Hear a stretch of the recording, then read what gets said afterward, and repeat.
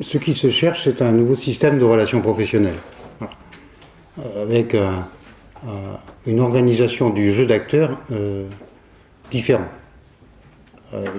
Comme je sais que tu es syndicaliste et qu'on se connaît, on ne va pas faire comme si on ne se connaissait pas. Je sais qu'on est autour des mêmes désirs de changement. Le système de relations professionnelles à la française, tel qu'il est, tel qu'il fonctionne, et tel qu'il a été d'une certaine manière alourdi, parce que pour moi il n'a pas été allégé, alourdi par les ordonnances. Ça a compliqué encore les affaires. La proposition que je fais, par exemple, de considérer que il ne faut pas aller vers une cogestion ou une codétermination à l'allemande. Parce que je vois venir cette idée, y compris la CFDT d'ailleurs. L'idée qu'au fond, si on était capable de rattraper les Allemands, ça serait déjà pas mal, quoi. Alors, je crois que là, il y a des enjeux politiques majeurs, des choix stratégiques, quoi.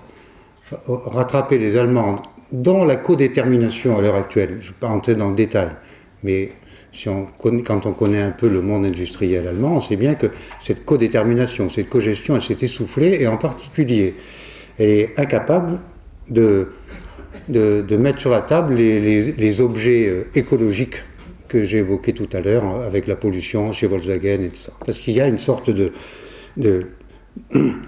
confusion des rôles qui s'est installée entre syndicats et employeurs. Et donc il y a un vrai problème de tierce. Faire entrer en lice de nouvelles forces sociales. C'est pourquoi cette question des référents que j'ai évoquée, moi je vais au-delà. Bien sûr, c'est des solutions concrètes qu'on a trouvées dans des interventions et dont on peut dire aujourd'hui que pour certaines, et je suis prudent, ça marche. Pour certaines. Mais je pense que c'est un problème général. Derrière, il peut y avoir des projets politiques de ce côté-là. Il est absolument normal que les salariés co-gèrent l'entreprise avec leur direction. Par exemple, les référents métiers dont j'ai parlé tout à l'heure, ils codéterminent l'organisation du travail, ou ils co-gèrent l'organisation du travail avec la direction. J'ai aucun problème avec ça. Par contre, je pense qu'il est important que dans ce système, comment dirais-je, multicritères que j'évoque là, il est absolument important que les organisations syndicales ne co-gèrent pas. Et par contre, elles soient en position de développer la coopération conflictuelle qui existe entre les salariés. C'est qu'il est mis dans une position à la fois de veille, d'incitation, d'analyse, et qui leur permet d'éviter d'être pris dans le système de cogestion à l'allemande. Donc politiquement, on a un coup à faire, si je peux dire, qui est d'aller au-delà de la cogestion allemande, en tirant les leçons de la cogestion allemande, et en installant cette forme de codétermination ou de cogestion à la française, qui ne soit pas une cogestion entre direction et syndicat.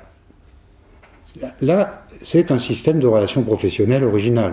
Mais vous voyez bien la rupture que ça constitue. Je crois qu'il faut porter des projets politiques de ce type-là. C'est pour ça, tout à l'heure, je disais, on a essayé de prendre des libertés avec le droit, de façon à finalement fabriquer de l'institution qu'on peut mettre sur la table dans le débat politique. Mais s'il n'y a pas de choix politique d'aller dans ce sens-là, et le choix politique majeur, vous le voyez bien, là, c'est quand même l'idée que l'efficacité industrielle et des services, l'efficacité des organisations, elle est sous la dépendance de l'initiative construite des salariés eux-mêmes. Là, il y a un parti pris délibéré. Évidemment, on pourrait toujours dire que, par exemple, avec les ordonnances telles qu'elles ont été promulguées, et avec le nouveau Conseil social économique, le CSE, on pourrait dire, pourquoi pas tenter syndicalement d'occuper cet espace-là pour y faire vivre une institution du conflit de critères, pourquoi pas. Mais c'est pas fait pour ça. Il y a quand même l'idée dominante, critiquable à mon avis, qu'il faut libérer l'entreprise du poids des droits déjà acquis des salariés.